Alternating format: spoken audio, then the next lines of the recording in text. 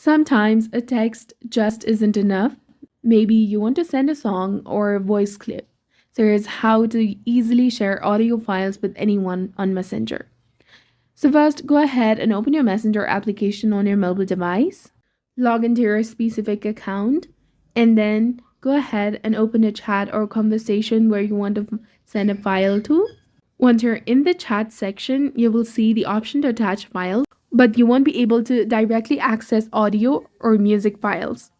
Tap on the plus icon, then tap on files.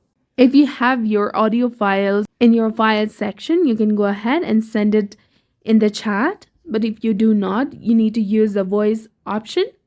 Tap on the voice option to record a message and send it. To send music files, you can either screen record the music or record it using the voice icon and then send the recording. So that's all for this video. I hope you found this helpful. If you did, please like, share, and subscribe. Thanks for watching.